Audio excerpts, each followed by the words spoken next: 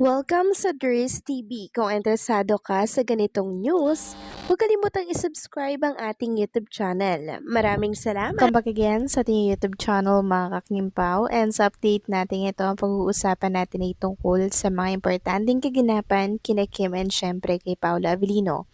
Pero bago po ang lahat, maraming salamat sa inyong patuloy na pagsuporta at pagsubaybay sa mga daily update natin. Kaya naman bilang pasasalamat, narito po ang isang napili kong komento patungkol ito sa naging previous update. Mula ito kay Ginang Nenita. Sabi niya, yung mga bashers, wala kayong karapatan mag-control sa isang tao. Ordinary man or artist or mataas sa lipunan, we have our rights as individual voter na magpahayag kung ano ang saloobin natin sa ating bansa ngayon. Kung may kasalanan, harapin dahil may court tayo dito sa Pilipinas, pero walang dapat magkontrol sa ngayon kay Bato dahil binigyan pa siya ng 3 days kung ano ang mga rights niya. Walang pakialam kung ano ang saloobin natin ngayon. Our president is very lousy and weak president at yan ang maraming pinagsisisihan ng mga tao ngayon. Sabi lang naman ni Kim that vote wisely sa susunod. Sino man iloklok natin, tama dahil naleksyon na tayo. Meaning, salita wala sa gawa, pambubudo lang ang lahat. Maraming salamat po sa inyong komento, Ginang Nenita. Ramdam ko po kung saan po kayo nagmumula at nanggagaling. Tama nga naman po, no?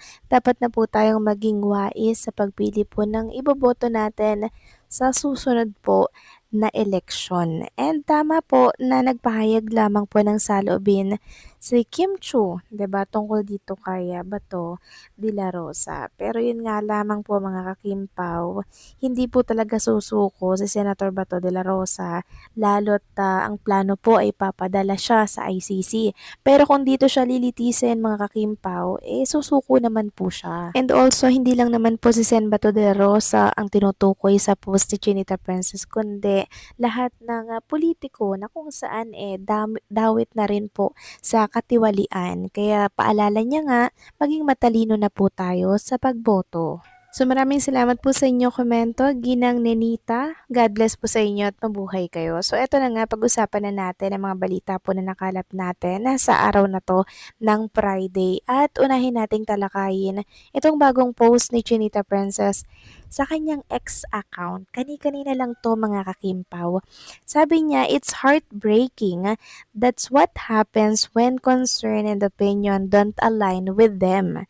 They immediately want to silence you. I'm used to it already. Yes, I'm Bisaya but I'm Filipino too with the right to speak and express my thoughts. It hurts to pay taxes and then see things like this. We're not the ones who should be fighting each other. We're all just citizens. We don't have the power they do, so please don't pick fights, okay? Some of them act just like kids. Honestly, whatever you like is fine. This is what I like. Deal with it. So yan po yung third na post ni Chinita Princess mga kakimpaw sa kanyang social media account. It's heartbreaking daw po ang mga nangyayari po dito sa ating bansa, 'di ba? Kasi pag nagsalita ka ng inyong opinion, gusto kang patahimikin, binabatikos ka pag hindi nga naman po align yung inyong opinion sa kanila, 'di ba? Isipin natin na Pilipino tayo, malaya tayong magpahayag ng ating mga saloobin, 'di ba? Kaya igalang natin kung ano man po yung opinion ng mga kapwa natin, 'di ba? Ganyan lang po. And also, tayo yung mga Pilipino, tayo at tayo lang din naman po ang magtutulungan dito, mga kakimpaw. Kaya sana walang mag-away-away, 'di ba? Ang nangyayari kasi ngayon, nahati po ang suporta imbis po na magkaisa, nahati po mga kakimpaw.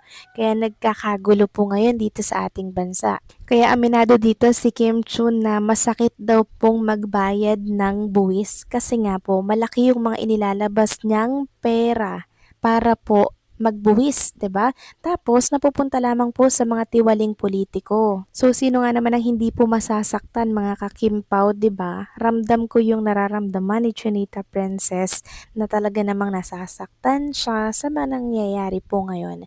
Kaya normal lang talaga na mag-post siya dito, magbigay siya ng kanyang saloobin, 'di ba? Kaso nyo nga po ang paglalabas niya ng saloobin niya or statement ay nagdulot po ng maraming pamabatikos laban po sa kanya. Sabi nga po ng isang netizen dito sa Facebook, ayoko na sana mag-talk about dito ba? Sino ba naman ako? Pero kasi grabe din yung mga comment nyo ng bashing about kay Kimi at bilang isang fanay, normal siguro na magbigay lang din ako ng reaction hane. Alam nyo ba yung freedom of speech? Lahat tayo may karapatan at isa na si Kimi, bakit nyo pinagbabawalan na wag na magsalita? Manahimik ka na lang. Wala laman utak, hindi nag-aral. Ito babasihan para manahimik lang. OMG, nagsimula lang ako naging fanay ni Kimi nang mabuo ang Kim Pao at nakilala ko kung sino si Kim Chu. Pero hindi ibig sabihin na porke fan ako parehas kami ng opinyon. Syempre hindi. Lalo pagdating sa politics, may mga nababasa akong fan daw siya ni Kimi pero ngayon daw hindi na dahil lang sa nag-share siya ng opinyon. Nagbago ka na. Ang gulo-gulo na ng Pilipinas. Doon tayo mag-focus sa totoong problema. Saan na yung sa flood control at korupsyon?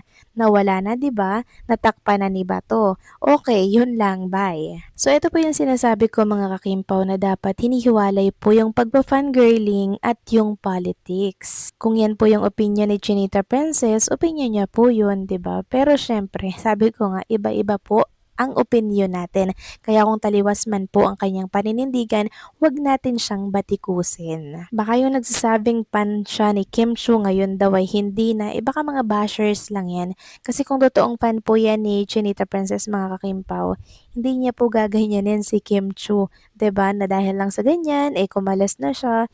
Hindi po, mga bashers lang yan na kung saan nagpapanggap na nag-i-idolites daw kay Chinita Princess. At dahil nga po sa samot-saring batikos na to mga kakimpaw sa mundo ng social media kay Chinita Princess, maraming nagsasabi na Paolo ilayo mo na muna si Chinita Princess dahil nakaka-stress sa mundo ng social media. So isa lang po ang may papayo dito ni Paula Avellino. Huwag ka na munang mag-post, huwag ka na munang magbasa ng mga hate comments sa post mo. Yun lang yun. Yun lang yung susi para po hindi po ma-stress si Chinita Princess. Dahil alam naman natin na si Kim Cho po talaga namang sanay na sa pambabatikos. 20 years na po siya sa showbiz industry and alam niya na po kung paano makipaglaro sa mga bashers, sa mga kritikos, sa pambabatikos sa kanya. Alam na alam niya yan. Kayang-kaya niyan mga kakimpaw. Siguro bonus na lang kung ilayo siya ni Paula Avellino and syempre bigyan ng relaxation, 'di ba? Nang sa ganun makaiwas sa mga stress dito sa mundo ng social media. So paano mga kakimpaw, hanggang dito na lamang po ang update natin at maraming salamat po sa inyong patuloy na pagsuporta.